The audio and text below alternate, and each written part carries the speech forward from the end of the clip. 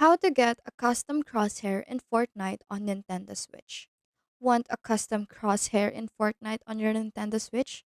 Here's a step by step guide to help you get started. First, you just have to launch Fortnite. Start the Fortnite game on your Nintendo Switch console. Then go to the Settings menu represented by a gear icon. This can be done by pressing the plus button on your Joy-Con controller. Next up, you just have to scroll down to the Option tab and select it. Then scroll down again to the crosshair section and select the custom crosshair option.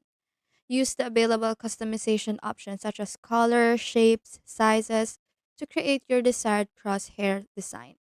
You can adjust the following settings like color or choose from a range of colors to change the color of your crosshair. You can select from various shapes such as circle, square, or triangle, or adjust the size of your crosshair to suit your playing style. After some time of playing around with the customization, you will be able to find the best fit for your crosshair. And just like that, you've made your own custom crosshair for Fortnite on Nintendo Switch. I hope this video helped you. If it did, feel free to like and subscribe.